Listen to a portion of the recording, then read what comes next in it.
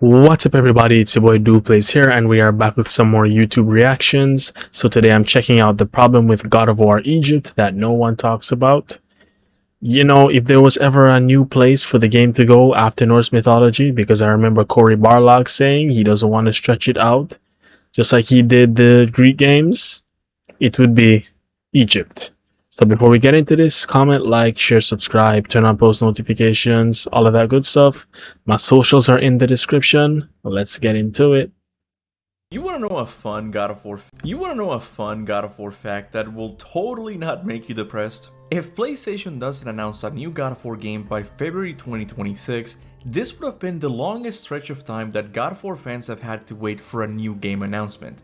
I want you to think about that for a second. The time we've had to wait to get a new game announcement since God of War Ragnarok release is almost as long as the time we had to wait in between the release of God of War Ascension and the announcement of God of War 2018. The gods of Santa Monica have abandoned me. I wanted to start this video with this interesting fact, not only because, well, I'm a little bit salty at the lack of God of War announcement at the Game Awards, but also because I wanted to show you that I've had a lot of time to think about this next big God of War game. Not the rumored Metroidvania or the Kratos is dripping so hard at this armor. Look at it. rumored God of War 1 Beautiful. remake, but the next mainline God of War game. The one that almost every God of War fan believes will take place in Egypt. In regards to this assumption, I understand that some fans want Santa Monica to subvert our expectations by taking Kratos to an entirely different pantheon, but I think it's pretty safe to say that the next big God of War game will take place in Egypt. It's honestly the pantheon that fans have wanted to see the most. I think so since the ending too. of God of War 3. There's been multiple hints about the pantheon throughout this series,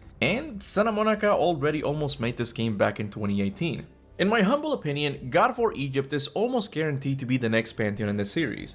The real mystery is, how is Santa Monica going to get Kratos there after the events of God of War Ragnarok? The most popular theory in regards to this question is that Atreus will get captured by another pantheon and Kratos will have no choice but to go and rescue him. But I think this idea ultimately betrays the whole story God of War Ragnarok was trying to tell. Atreus, whether you like it or not, is by himself now. It is now time for his story to begin, and that can't happen if Daddy's always around. I think a better reason to get Kratos inside of Egypt is if he takes Tyr's role in the story. Tyr in the God of War universe wasn't only the God of War of the Norse lands, he also undertook the great responsibility of unification. Not just within the borders of the Norse realm, but also unification with other pantheons. But Tyr, as I'm sure you know, is no longer the God of War of the Norse realms. That responsibility has fallen to another god, Kratos. So could Kratos now take his role of unifying not just the Norse realms, but also all of the pantheons? Tyr certainly seems to think something along those lines. The days I could hope to unify these realms are long past. But they see you as the hero of Ragnarok. You are known and respected. And from what I have seen, you're the most qualified by far. He's the ghost of Sparta. I remember when Mimir made the connection that he was that, and then Kratos was so offended that he called him that. Look at how the God of War, I think it's God of War 1. Look at how the God of War 1 HUD is fading into the image. Pretty sure. No, I think this is God of War 2 Maybe actually. what No, will it's get 1. Kratos It's inside of 1. Egypt is an attempt at It making is 1, peace yeah. with This is another 1 pantheon. because I'm playing this This will be currently. followed, of course, by one of the Egyptian gods disapproving of this move. So this Egyptian god will most likely devise a plan to turn all of the Egyptian gods against Kratos, and boom, there you have it, God of War Egypt begins. But similar to the theory of Atreus getting captured by another pantheon, I'm not entirely sure this story will feel natural to the development of Kratos as a character. Sure, he has grown quite a bit, but I think it's too much for him to suddenly be making a trip to another pantheon and ask for unification. I agree. Especially considering being in Ragnarok, he's let go of the war since 2018. And then now in Ragnarok, he's starting to like be protector of realms. The Valhalla DLC there's a lot of therapy going on there for Kratos, I feel. So he's more at peace now. I mean, he already somewhat was, well, not fully in the first Norse mythology game in 2018, God of War 2018. Let's just say that.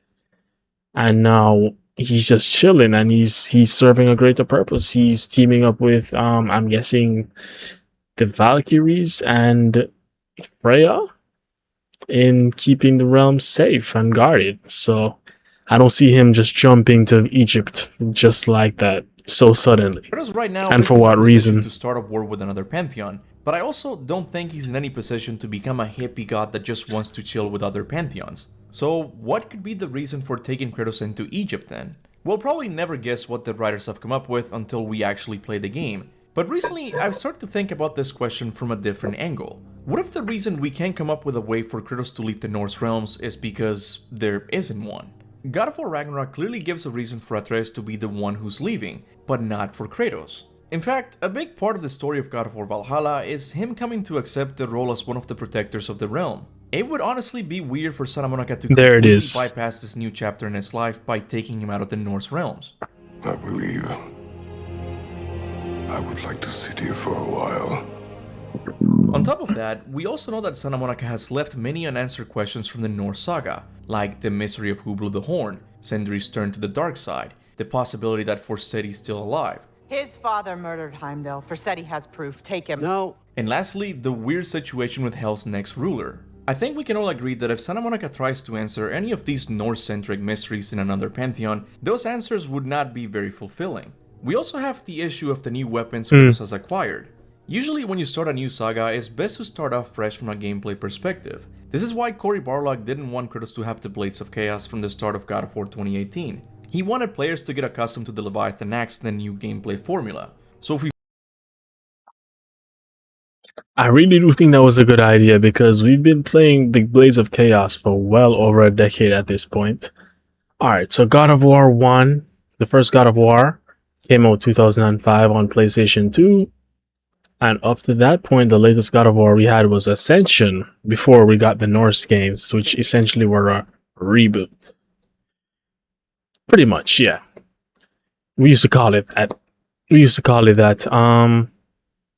So yeah, it's been over a decade. I think that was a very good move. We needed a new weapon, and we needed to miss follow the same classic. logic, Kratos will probably have a new weapon in the Egyptian saga. But there's an issue here that not many have realized.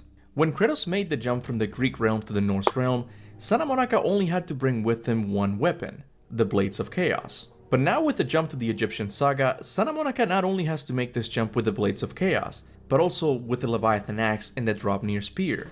An argument can be made that the Draupnir Spear isn't that important, even though it was made with his own blood and was blessed by Brock in one of the most emotional moments in the story. But who knows, maybe Santa Monica will be able to do away with the Draupnir Spear. But I really don't know how they'll justify leaving the Leviathan Axe behind. This isn't just a cool axe with ice powers. I don't think they will. This is Kratos' late wife's weapon that may or may not contain part of her soul.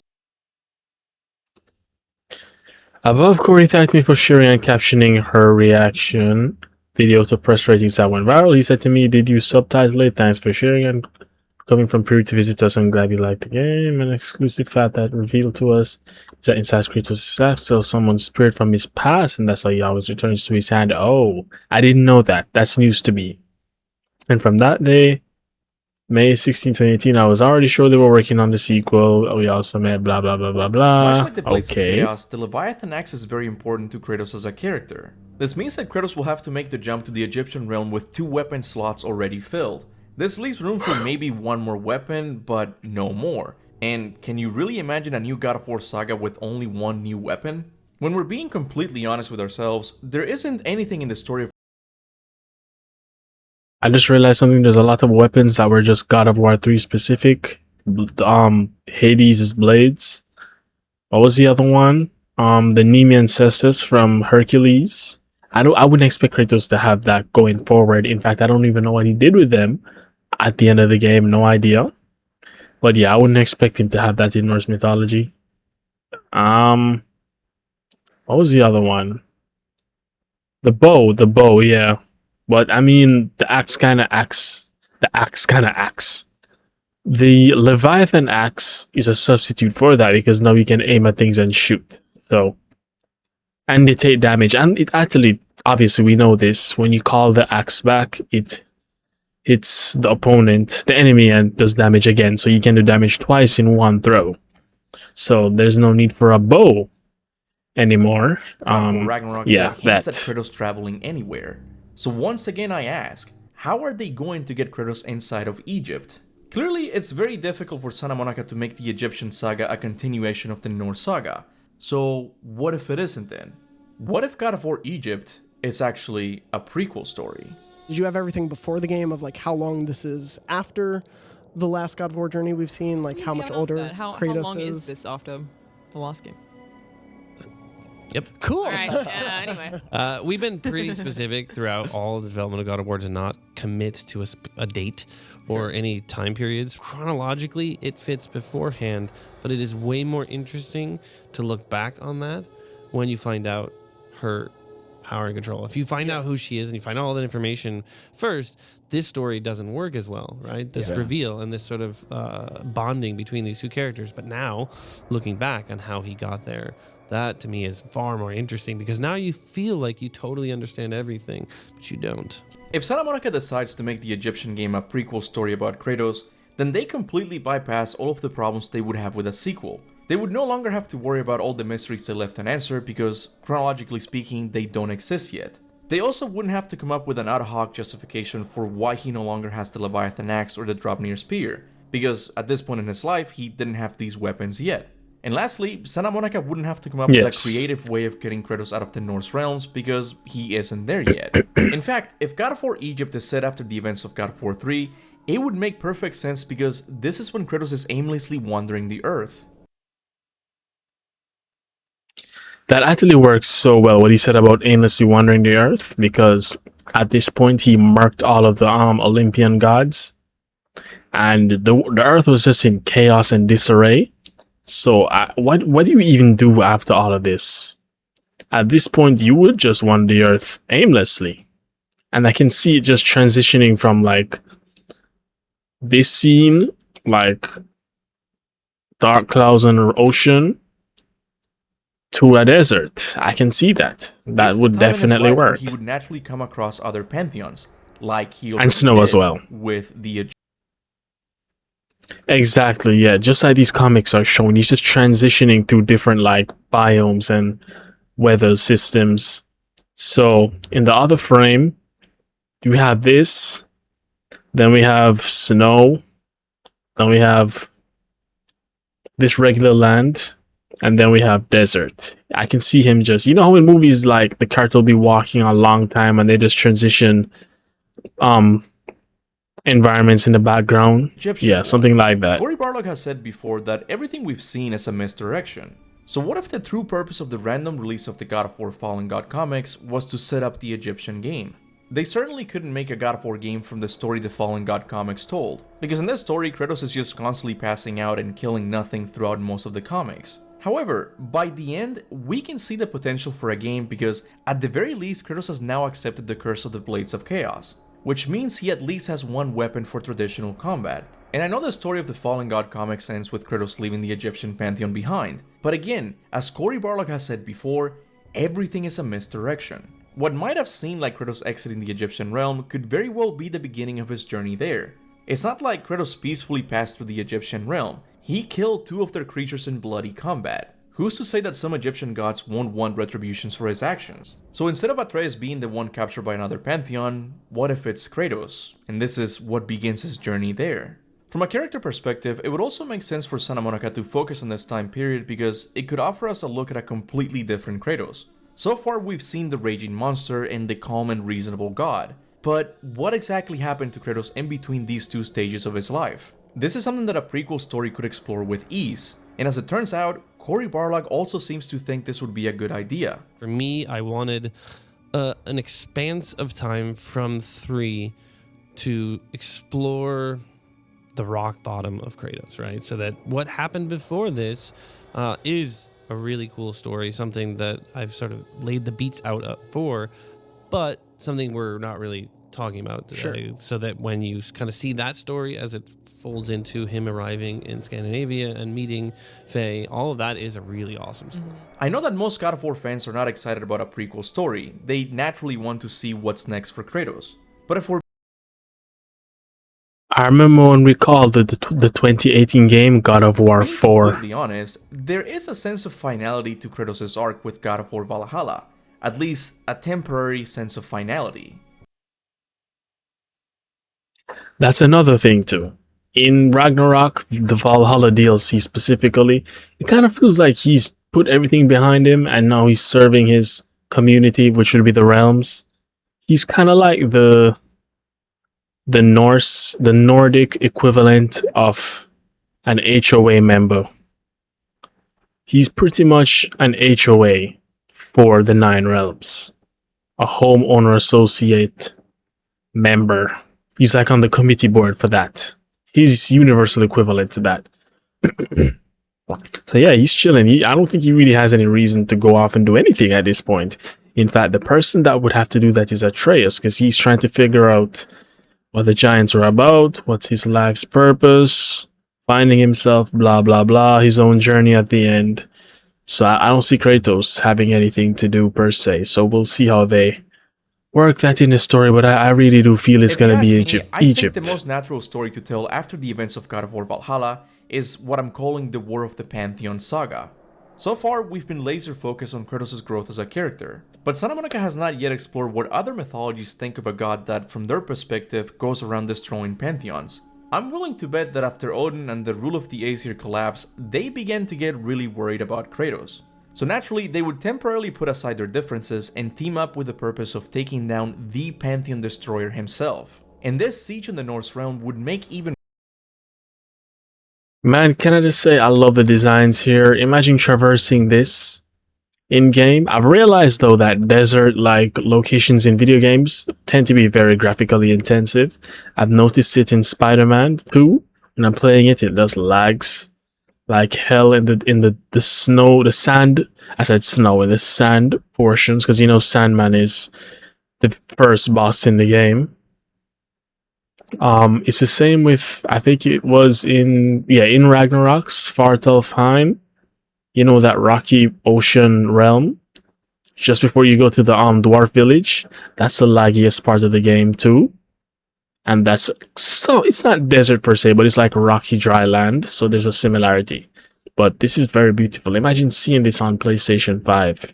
And look at the fits. I'm thinking this should be like the Egyptian equivalent to the Blades of Chaos. I could be wrong though, they could just be entirely new weapons. But the fits go hard, and I'm guessing that's Atreus. These are griffins. I'm not sure which. This is Pharaoh. I was about to say I don't know which god this is. I know there's a sun god Ra in Egyptian mythology. I also know that there's Anubis. I should probably Google that. What's Anubis about? That's the cat god. Alright, well anyway, back to this. I don't want to more sense spend too much time with these pantheons in the past, which would have been this time period that Cory Barlog wants to explore in Kratos' life. What if the next God of War saga isn't the Egyptian one, but instead it's the saga where Kratos pisses off every pantheon? This would make perfect sense because this is a time period in Kratos' life where he isn't the monster he once was, but he also isn't the peaceful god he has become. Which means he probably killed a few of their deities before exiting their realm. Naturally, these pantheons would want to unite after hearing that Kratos toppled yet another pantheon, so they would march towards Midgard with the goal of putting down the one they feared the most. Imagine that though. Imagine pantheons teaming up to take down Kratos. Imagine them conspiring and planning. Imagine watching that play out in a story. That would be so fun. I'm looking forward to that. I hope they take that route. Placed in a position where he would have no other option but to kill a few gods to protect his people. Which is honestly the only way I see Kratos killing another god after everything he said in God of War Ragnarok. No more. No more. For the sake of our children, we must be better.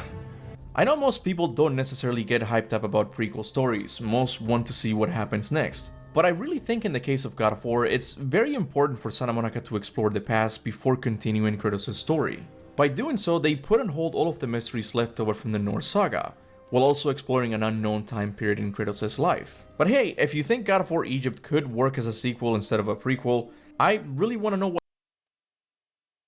Also, imagine the character designs on enemies for an Egyptian God of War.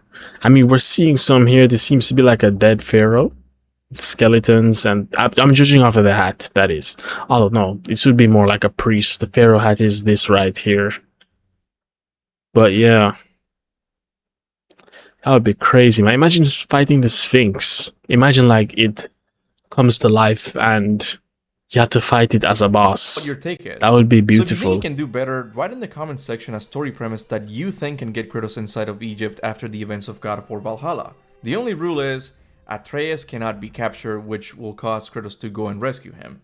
I've heard that theory many times before. Hell, even I made a similar theory before. But that's gonna be all for today, guys. Let me know what you think about my take. Should God of War Alright, that's it. I really do want to see it in Egypt. Prequel or sequel?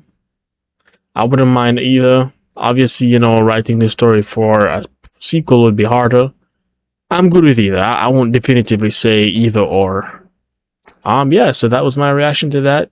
Hope y'all enjoyed. See y'all in the next one. Goodbye.